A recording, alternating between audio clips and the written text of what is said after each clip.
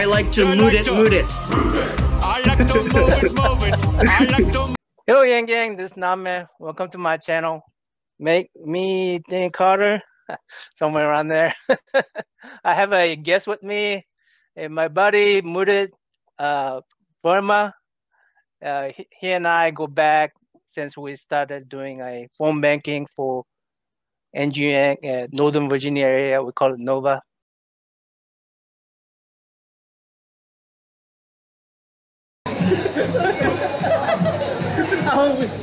That's 1, 2, 3, and we'll draw one. Because I want to take a snapshot. Okay. 1, 2, 3.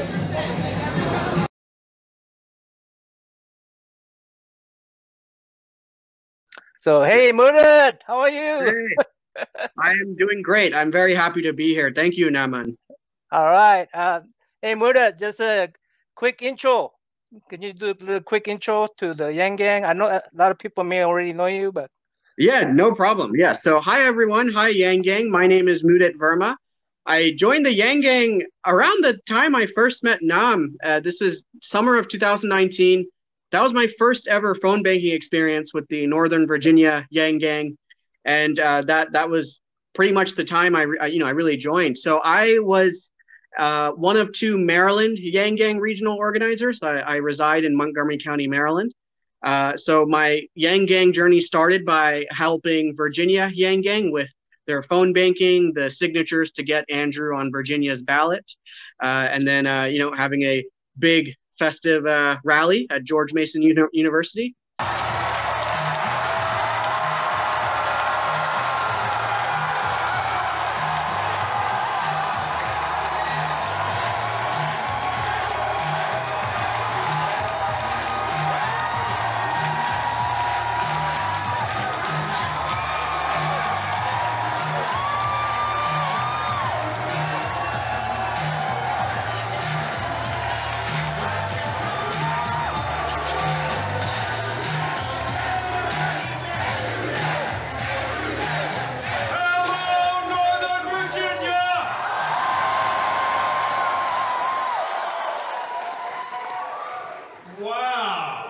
And then after that, I focused on Maryland's YangGang with Baltimore City, Frederick, Montgomery County, and that was a very fulfilling journey. So pleasure to be here.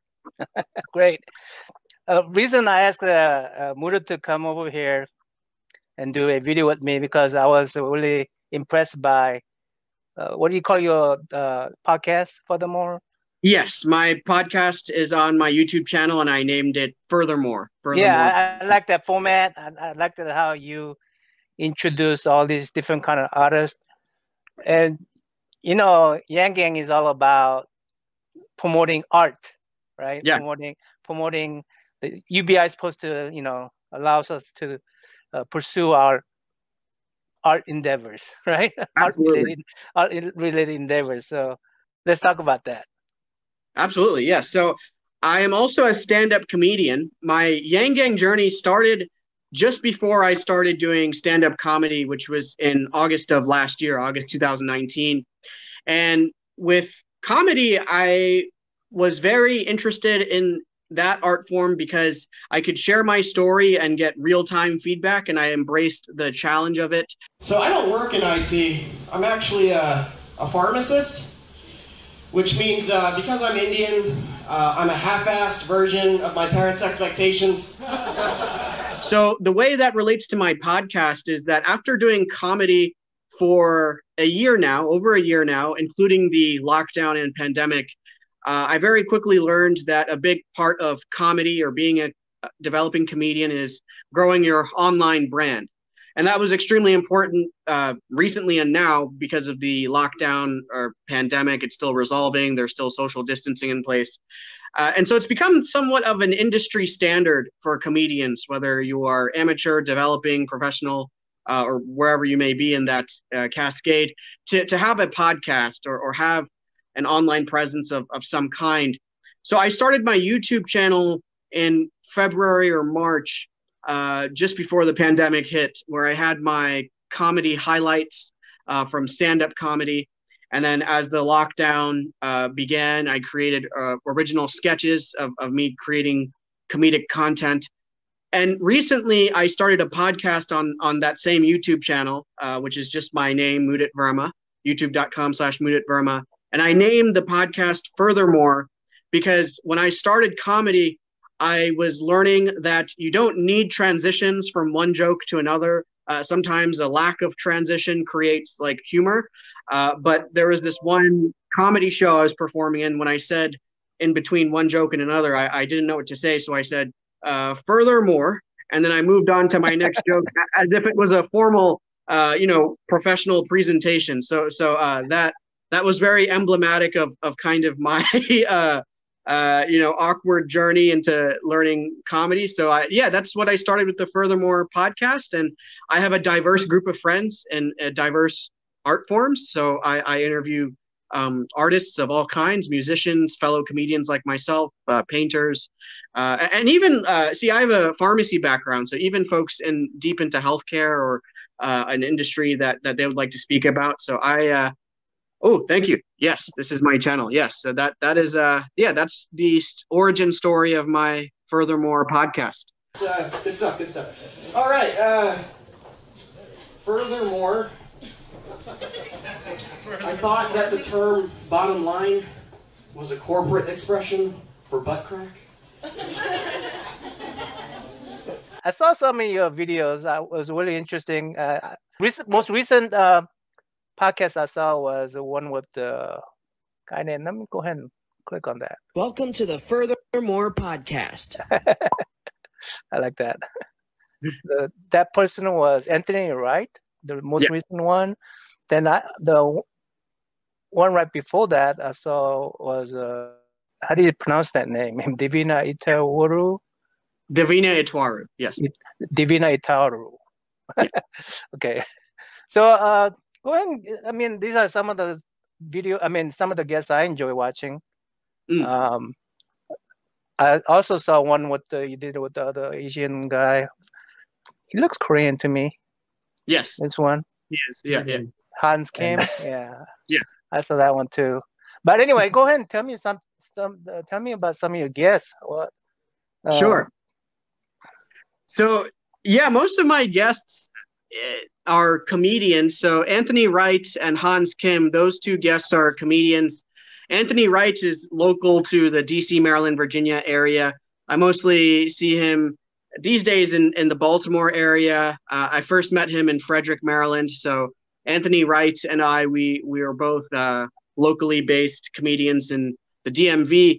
And Anthony is one of the comedians that is very cordial and helpful to newer comedians. They're comedians, we're welcoming as a community, but we're mostly busy with our own development and our own trajectory, which is human and understandable. Anthony Wright, in my second ever open mic, and open mics are the most accessible beginner level tiers of shows that comedians can participate in, because open mics are usually systems where you can show up to the restaurant or bar and sign up when you show up to get a spot and perform something for usually 5 to 7 minutes depending on the time available. So Anthony, he was someone that was very approachable right from the start, and that I found very valuable. And Anthony in particular, he's very keen on the writing and the quality of the detail of the of jokes that have a higher level of meaning. So jokes that pertain to politics today, jokes that can be written for maybe a night talk show that might relate to politics. So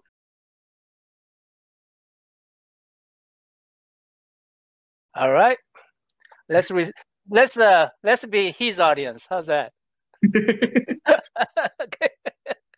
Canvassing is a strategy that we use to help promote the campaign. Think outside the box, like funeral homes or morgues. You're always representing the campaign. Doesn't matter where you are or even where you're facing. Like, let's say you drop your pen. Oh, canvassing. Say you're meeting a world-renowned astrophysicist. Canvassing. Hey, so I'm at this show canvassing, but the guy won't let me crowd surf. Man, it sucks. Yeah, I'm really into roller coasters. I just need some adrenaline, something. Let's see what's on Twitter. What did you say? Advocate for UBI, not UBI. UBI. Bear in mind that the retweet is fundamentally different from the retweet with comment. Make sure you like. I wish I know about this before. All of the tweets that pertain to the campaign. All of my tweets in particular. Open up Twitter and followed.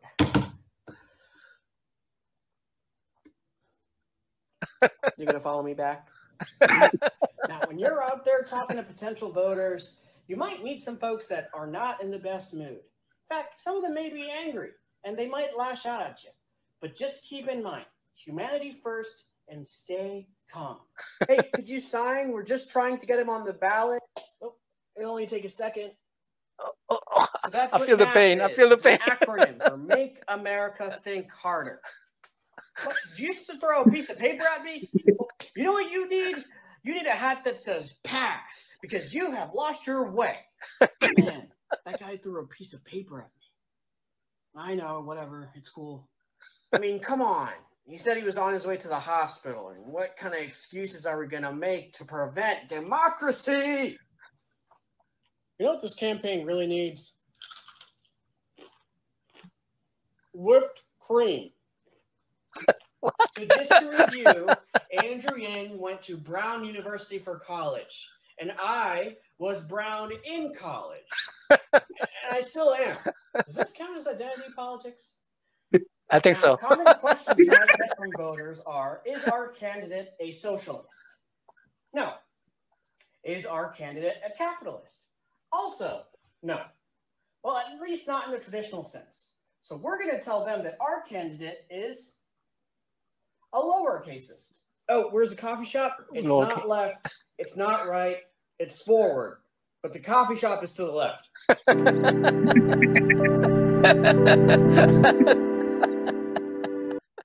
Yeah. We talk about everything that we want to talk about. You think you want to add to that some more, or? Yeah, I mean, well, yeah, I think this was really good discussion, and I'm very thankful to have a community with mentors like yourself and fellow advocates, and having this YangGang support. Something I wanted to add, just uniquely challenging to Hans Kim. So Hans and I were both Asian American, and we're both comedians, and you mentioned like the Tiger Mom environment and the expectation.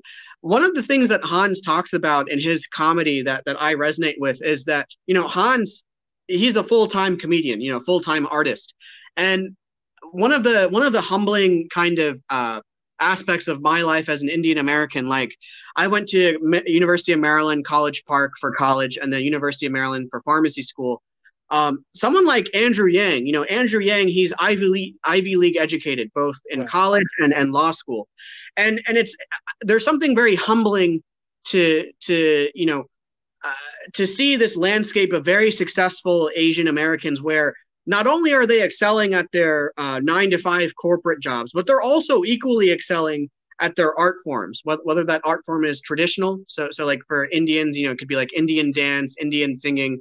For other Asian cultures, it could be the other equivalents of like dance and singing. Comedy sometimes goes against the edge.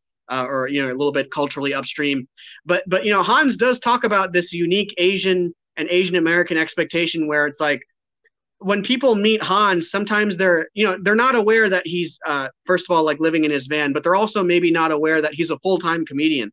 So sometimes something that I like with the YangGang and like the Asian American AAPI community in the YangGang is sharing experiences about if we're doing something non-traditional.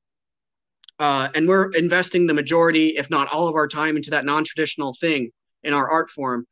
How do we manage the expectations of like, my mom could say, oh, good job, you're doing comedy, but how about you juggle a 9-to-5 pharmaceutical industry job as well? Just do both. And it's like, well, I only have so much time and energy. Like, I don't know how to do it all. Like, some of these Asian Americans, they're going to Ivy Leagues, they're excelling at every single like like a unicorn, like Andrew talks about in his book, like they're excelling at everything.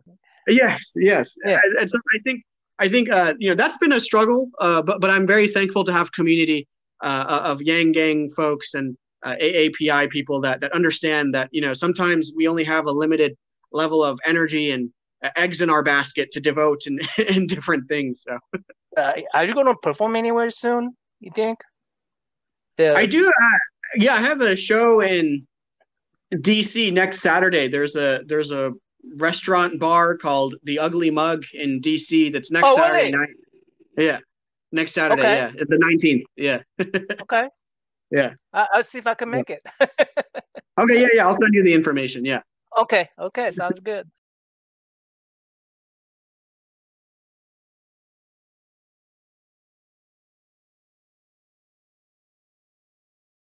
All right. Thanks for the talk. YangGang. Bye. Later. Bye.